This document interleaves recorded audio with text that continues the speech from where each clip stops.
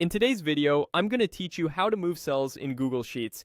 We'll walk through the simplest, most reliable way to move your data around without resorting to copy and paste.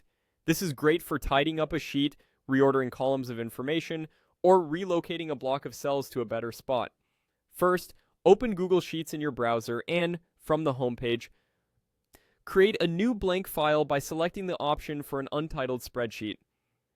If you're prompted to sign in, just use your usual Google account so you can access and save your work. Once your spreadsheet opens, click the cell you want to move.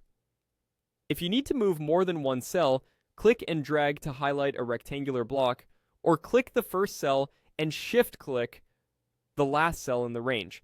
You'll know your selection is active when you see a solid colored border around the cells you chose.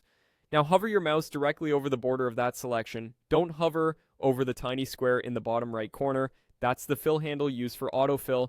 Instead, move along the edge until your cursor changes to a hand or a move pointer. That cursor change is your cue that Sheets is ready to pick up the selection. Click and hold the mouse button, then drag the selection to where you want it. As you drag, watch for a preview outline showing the new location.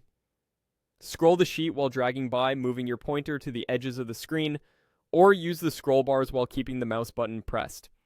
When the destination looks right, release the mouse button to drop the cells into place.